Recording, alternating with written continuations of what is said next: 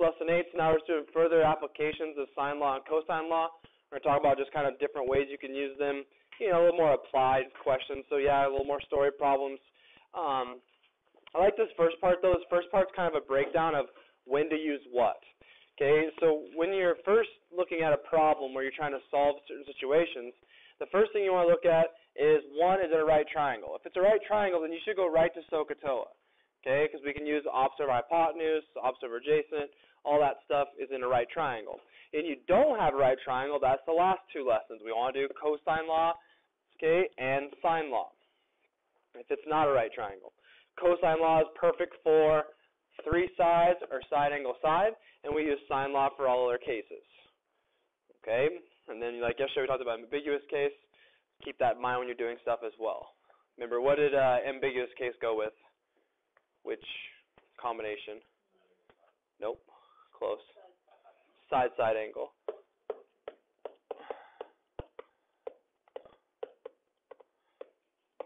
This is the ambiguous case, okay? All right, and let's get down to here. Okay, a little review, and not trying to be mean, but I'm doing this in Math 9 right now. Last class didn't remember any of it, so let's see what you remember. Okay, all right, the perpendicular from the center of the circle to a chord does what to the chord? So if you're going from the center to the outside, and you're perpendicular to that chord, what does it do to the chord? Makes it equal or bisects it. Okay, so this would be bisects. Okay, and that's for any chord. Okay, so if I drew a chord from here to here, and I drew from the center, and I went perpendicular. Okay, this one's not quite center. Right there, perpendicular. That would split that in half. Okay, that's the point of perpendicular bisector of a chord. All right. Second thing, the measure of the central angle is equal to blank, the measure of the inscribed angle subtended by the same arc. So what that means is these two angles here are not central angles, but they go to this same arc AC. Do you guys see that? They all line up there. Okay, there's a connection between inscribed angles, they're called, and central angles. Okay, does anybody remember? Okay, just draw like a different picture here to remind you. So if I had an angle here, we'll just say I'm making a, let's say that's 80. Okay, I took these same 2 points, and I put a point here. I made an angle out of that. The rule for that is half, so it's 40. So in the way they're saying it, the measure of the central angle is twice as big as the measure of an inscribed angle at the same arc. Does that make sense? Okay, the inscribed angles subtended by the same arc are the same. Good. Equal, the same. What that means is these two examples, Z and Y here, they are, S and R both go to the same CA, so they're the same angle. Excuse me. Okay, tangent to a circle is blank to the radius at the point of tangency. So tangent, we talked about that before in our curriculum here, is the tangent means it hits the circle at one spot. If you take a radius and draw it straight to that spot, they will be perpendicular, is the word you want to put there. So perpendicular.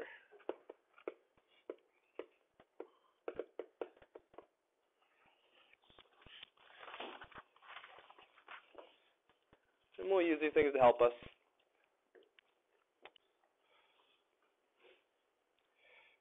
Okay.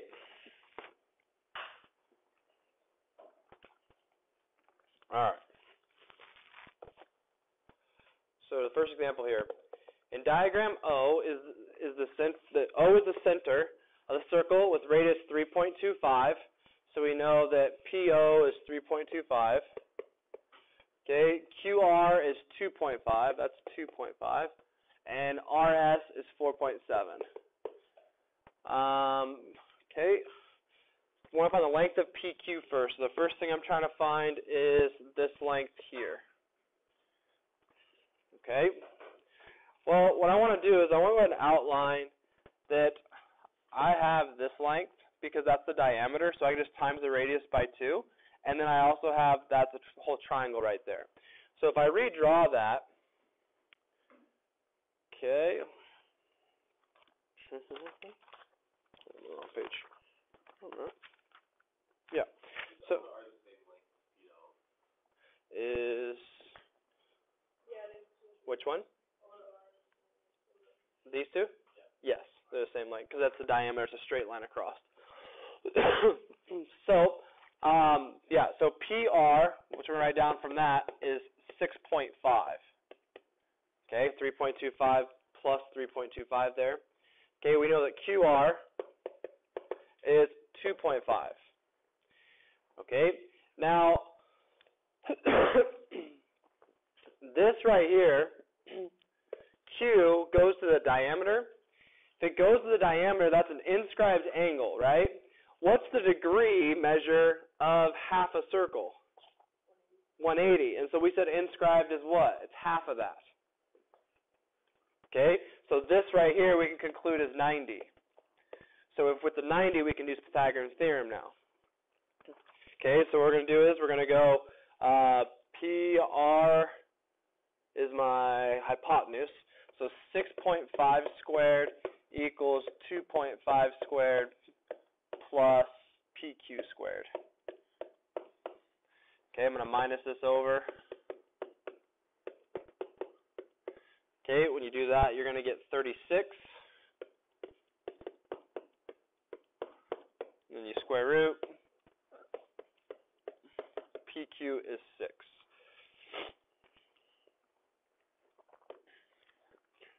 Okay. Now we're going to find the measure of QPR. So we want to find this angle. Okay, well, we have a 90-degree triangle. So we go back to our beginning part of this lesson. It says if you have 90, you should be thinking about SOHCAHTOA. So I want to use SOHCAHTOA. I can use a lot of different options here. I'm going to go ahead and use sine. So this would be opposite over hypotenuse. So I'm going to go sine of the degree I want to find, which is QPR, equals 2.5 over 6.5. And then we're just going to sine inverse of 2.5 over 6.5, and that kicks out 23 degrees.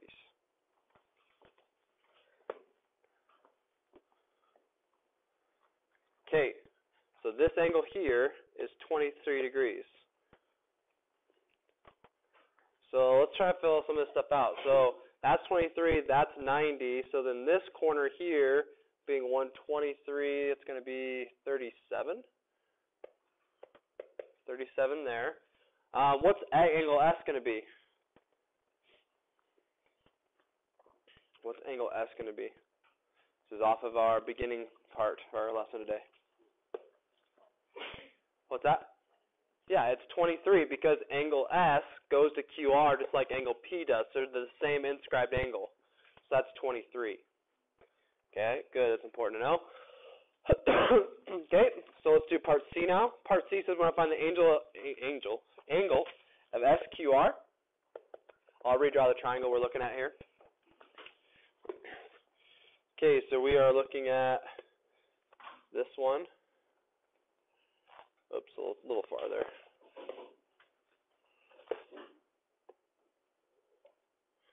Okay, and we have Q here, S, we have R. We know that QR is 2.5. We know that RS is 4.7, and then we know this is 23. So we just figured out. We want to find SQR, so we're trying to find this angle. Again, I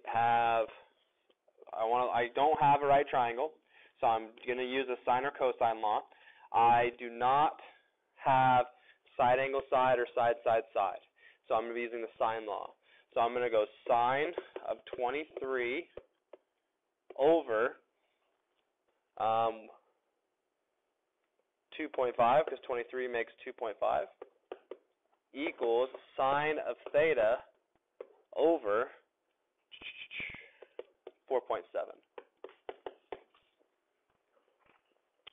Multiply the 4.7 over.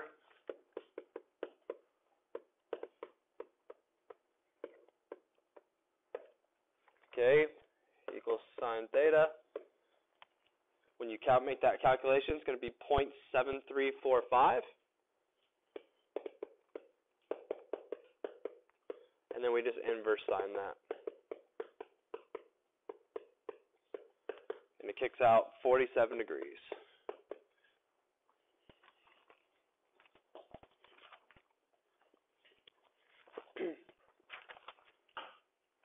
Okay. Questions or concerns with that?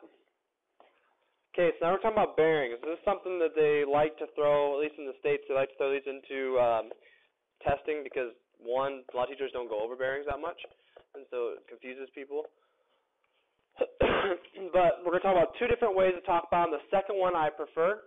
Okay, so the first one's a little bit maybe easier, but the second one's more detailed, and I'll show you why. So the bearing of one point from a second point is a way of giving a direction. So if you're talking about a direction of a ship or a plane, that kind of stuff, it's a way of establishing direction.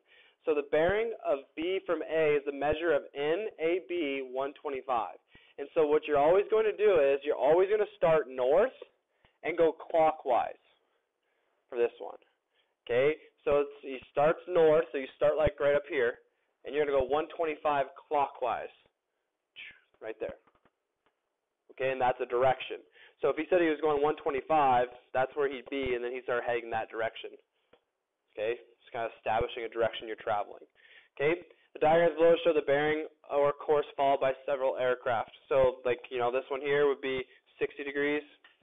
So in order to write that, you would go, if it was AB, we go in, AB 60, in AB 240, and in AB 340. Okay.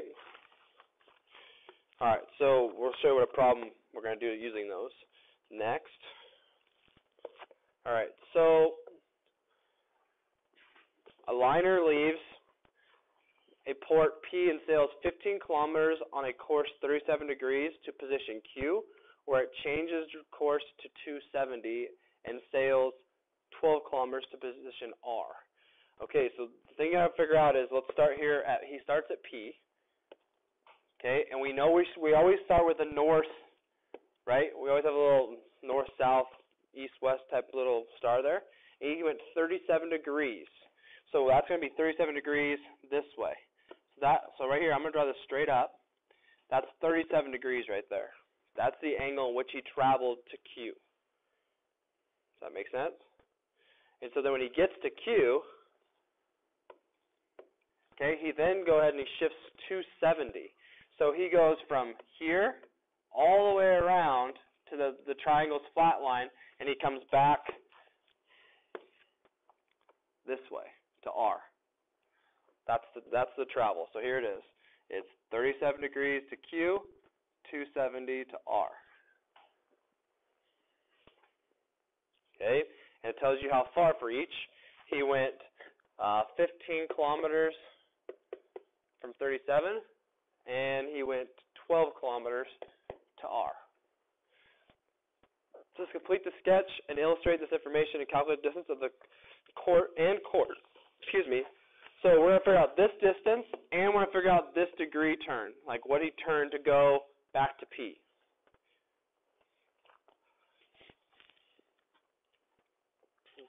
Okay. All right. So what we're going to have to figure out is a couple things we can go ahead and figure out already. Well, this right here is straight up and down, so it's a 90. So we can figure out what this angle is. Okay, that angle is going to be 53. So Q, or RPQ, or RQP, excuse me. RQP angle is 53.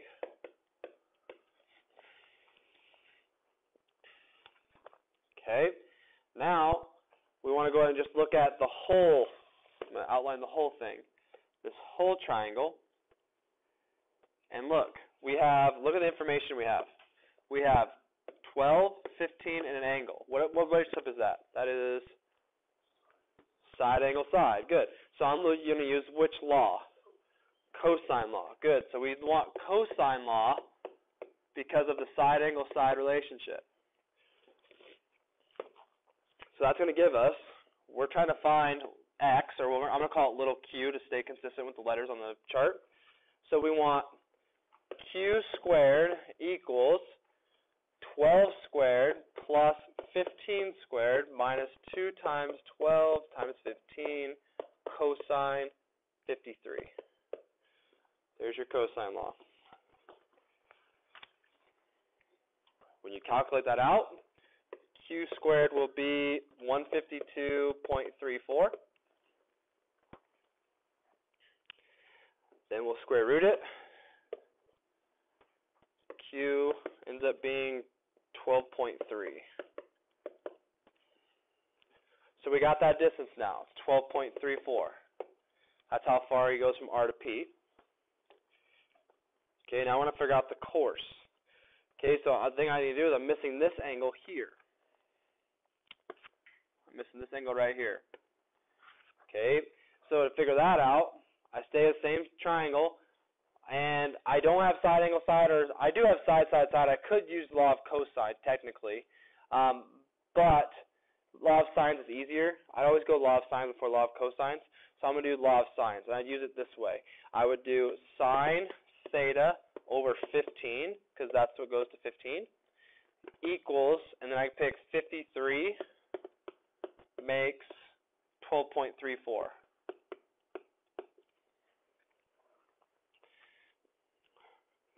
Times your 15 over.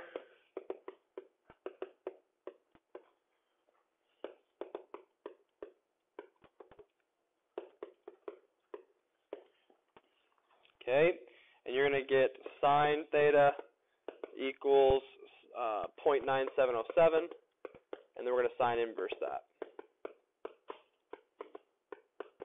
which gives me 76 degrees. So that means this angle here is 76.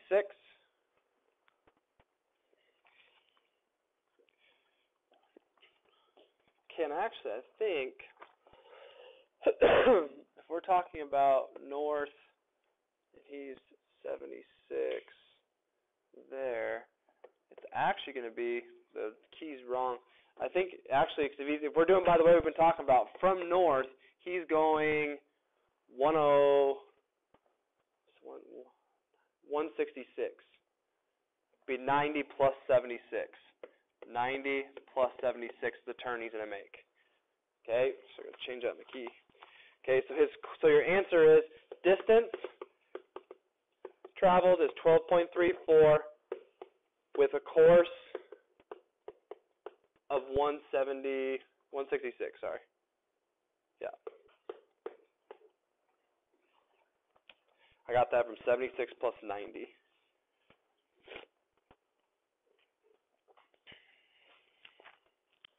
Okay. All right. One more example, and then we're talking about the last way, and then we're done.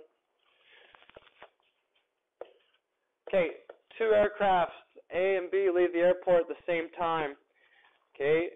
A flies on a course of 90 degrees at 700 kilometers an hour. B flies on a course of 290 degrees at 600 kilometers an hour. Calculate their distance apart after 12 minutes.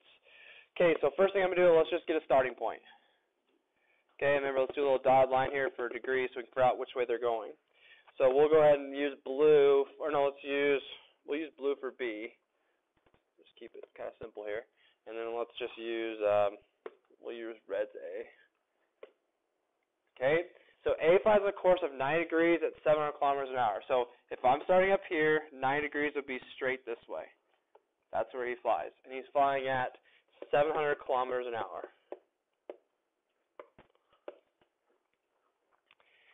Okay. B does 290. Well, that's 90 to here, 180, 270, another 20. He's going this way. Okay, that's B. So let's make this B. This is A. Whoops.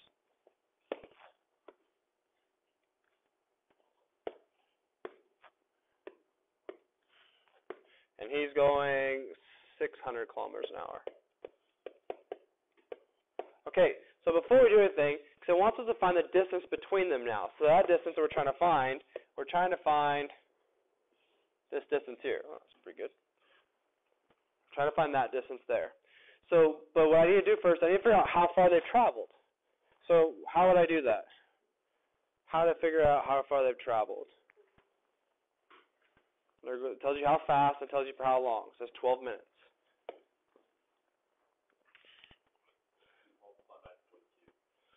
How'd you get 0.2? Right. You go 12 over 60, which gives you 0.2, which is right. And then you're going to times 0.2 times 700, and you're going to times 0.2 times 600 to figure out how far they go. Okay, so that's going to give you, for this guy, for the red, 140. For the blue, 120.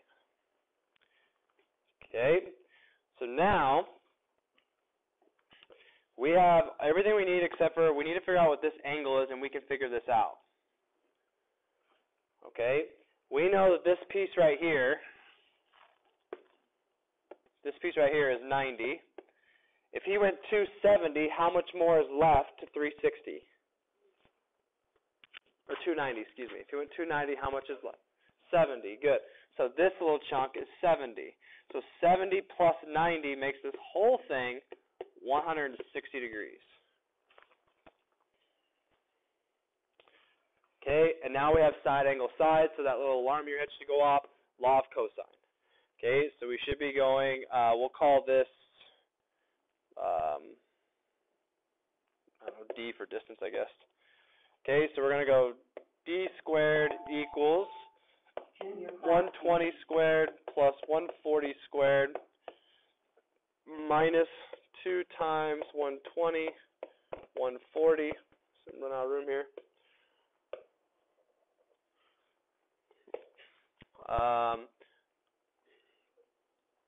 Yeah, it's just cosine of 160. That will get you D squared will end up being 65,573.67. Square root, the distance between them is 256 kilometers. Okay.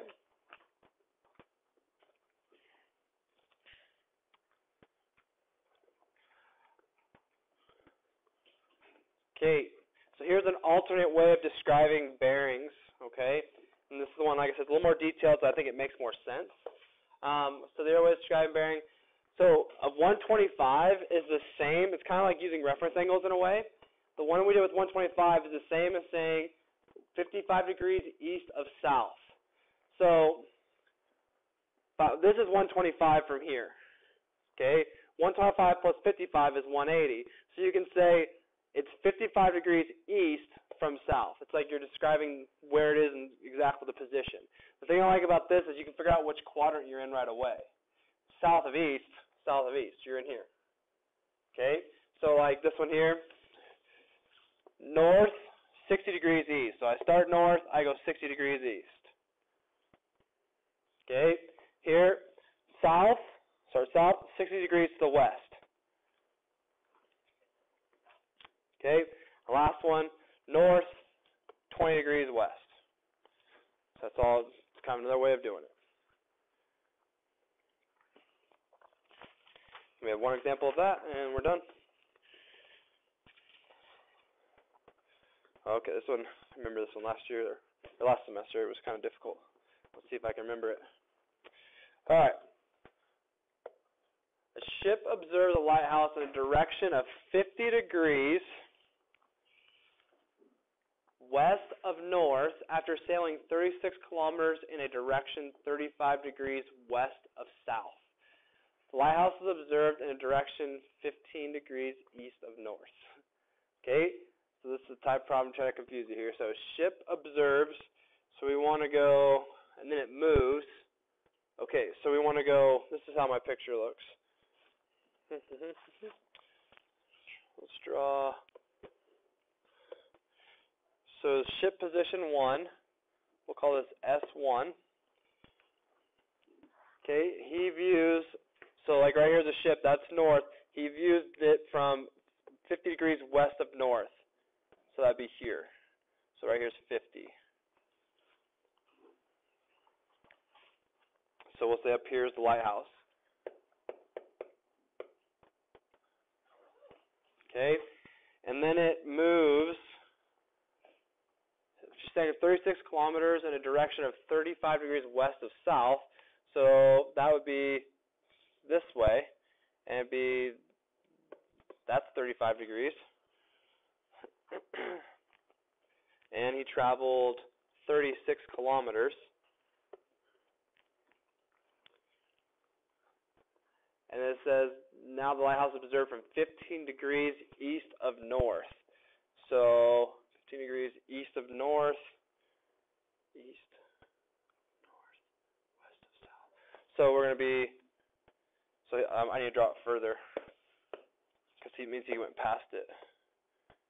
Because if I'm going 15 degrees east of north, he's just looking at it like this.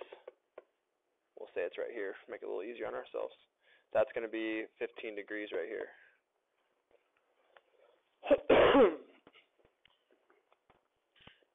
Okay, so that's roughly what the picture looks like.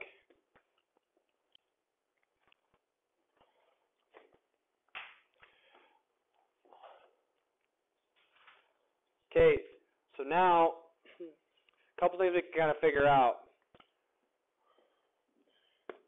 We can figure out what this angle is, because this plus this and that one have to equal what? 180. So what's that going to equal?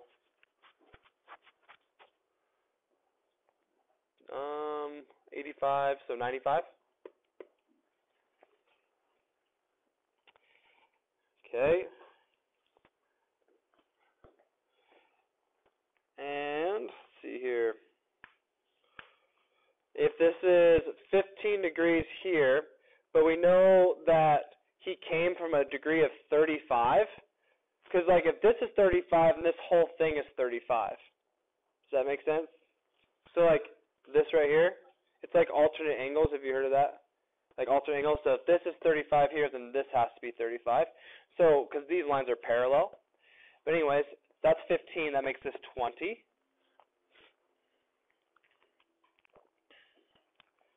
Okay, same thing if we keep this line up here, so that won't, yeah, that won't really work there. So this piece here is 50.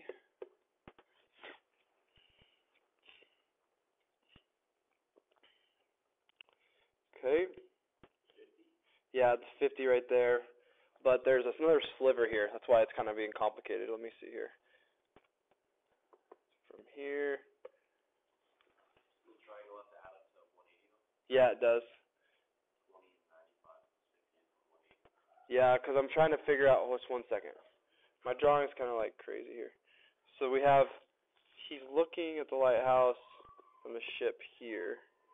So it's like this is the triangle. So 15, 20, that's 50. Where are we at? Let's see.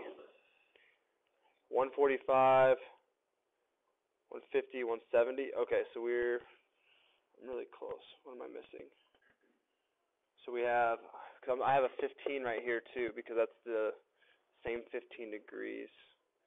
All right, let me redraw this real quick right here. What's that?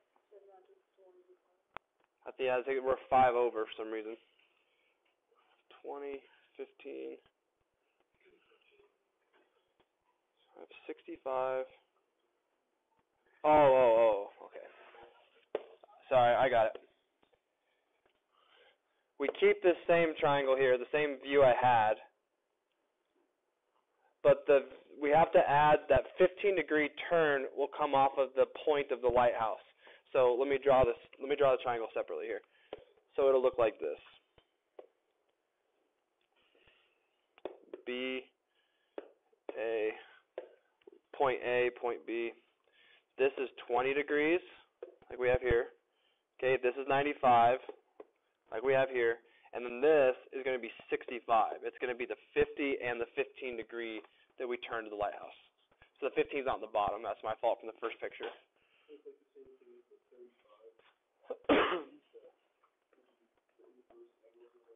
Yes, yeah. Okay. All right, so that's our triangle. All right, so now let's go back. What they want to figure out. It says draw a sketch to give information, so I sketched that. Calculate distance from the ship, from the lighthouse, and when the second observation was made. So we're trying to figure out this distance here. The second observation was made. Okay, so we do have one distance. We have this is 36. Okay, so angle, side, angle, we want to use law of what? Law of sine, right. Okay, so I'm going to go sine 65 makes 36. We want to use this one. Sine of 96 makes our missing side. They called it D in the book here. Okay, we should have flipped it. 95. Yeah, 95. Can't read my own writing. Actually, let me erase. I'm just gonna put them. I'm gonna put the signs on bottom, just to make it easier for us to solve. 95 is the one we're trying to find, and that's over 36. So now it's time to sine 95 over. Times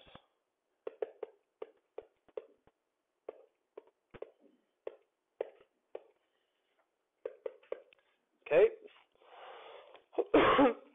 Now we'll get you 39.57. And they say round to the nearest kilometer, so 40 kilometers. Okay. Well, it was a tough one. Okay, that's it.